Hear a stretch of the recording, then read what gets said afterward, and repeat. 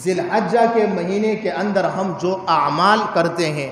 جو عبادتیں کرتے ہیں، یہ اللہ تبارک و تعالی کو باقی دنوں سے زیادہ محبوب ہے، باقی دنوں سے زیادہ محبوب ہے۔ اب سوچیں، ذی الحجہ کا مہینہ 1-2 دن کے بعد شروع ہونے والا ہے، باقی دنوں میں بھی ہم عبادات کریں گے اور کرتے ہیں، لیکن خاص کر ذی الحجہ کا جو مہینہ ہے جب یہ شروع ہو جائے، ہمیں چاہیے کہ ہم اس ذی الحجہ کے مہینے کے فضیلت کو حاصل کریں۔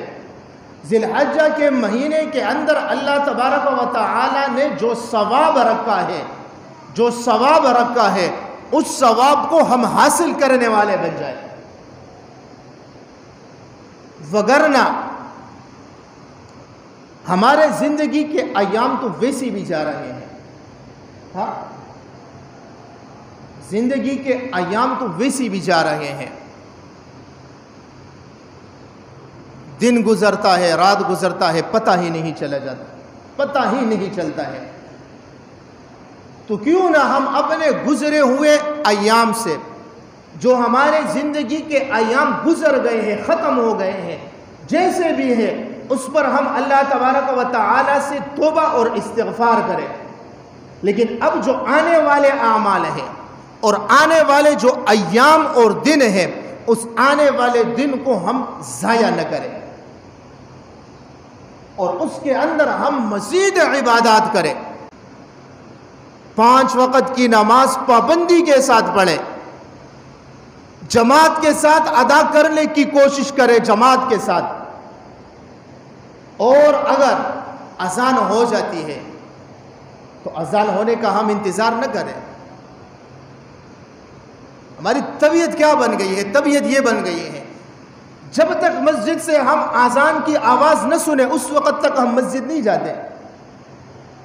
اور اگر راستے میں کسی کو کہہ بھی دے کہ بھائی نماز کا وقت ہو گیا ہے، تو کہتے ہیں کہ اذان تو نہیں ہوئی ہے، اور بھائی اذان ہوئی ہو یا نہ ہوئی ہو،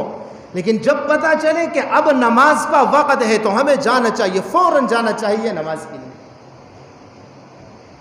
اور یہ بھی نہ کرے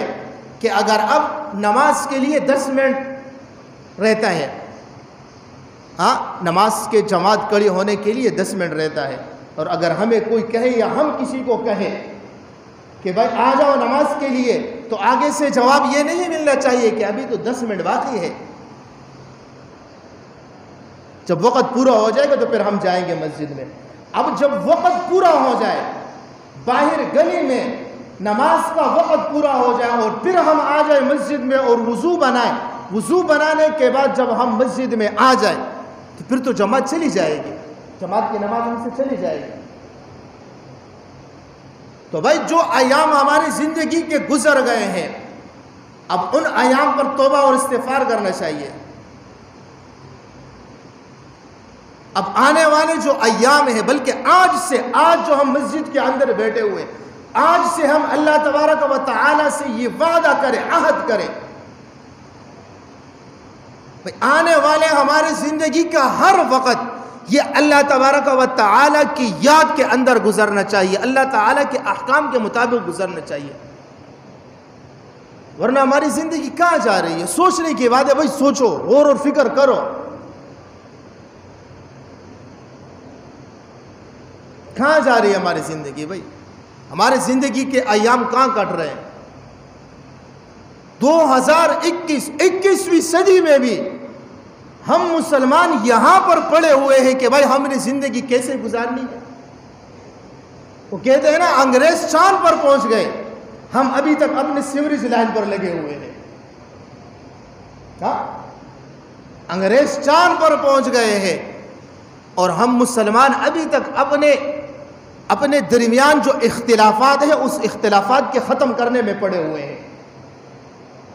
بہرحال حضور صلی اللہ علیہ وسلم فرماتے ہیں، ما من ایام احب الی اللہ ان یتعبد له فیہا من 10 ذی الحجہ،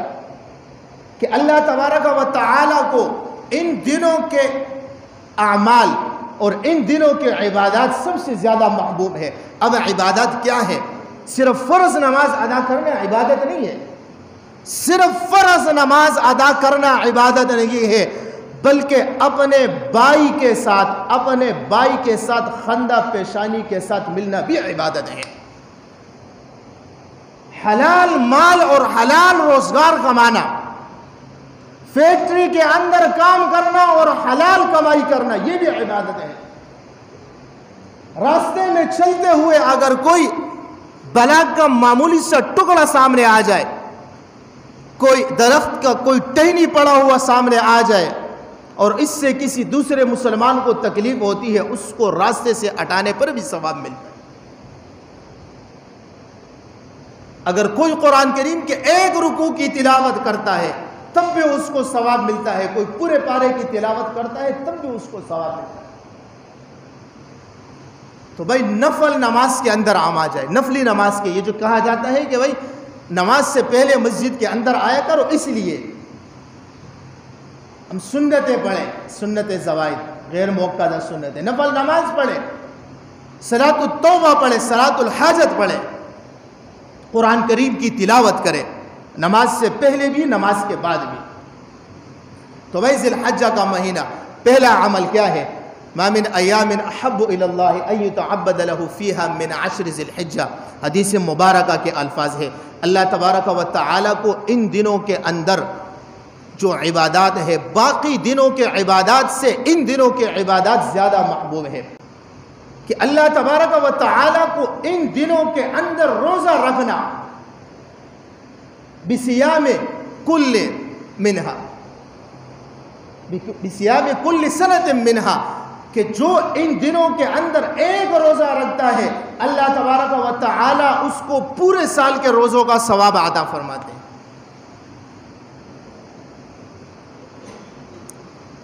ہاں، پورے سال کے روزوں کا ثواب عطا فرماتے ہیں، ایک روزے کا ثواب پورے سال کے روزوں کے ثواب کے برابر۔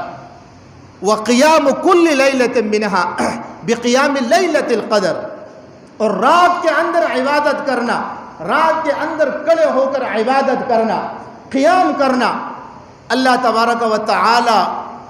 اس شخص کو جو ان دنوں کے اندر ذی الحجہ کے جو شروع کے عشرہ ہے، ان دنوں کے اندر جو رات کو عبادت کرتا ہے، رات کو قیام کرتا ہے، اللہ تبارک و تعالی کے سامنے کھڑا ہوتا ہے، اس کو لیلۃ القدر کے برابر ثواب عطا فرماتے ہیں۔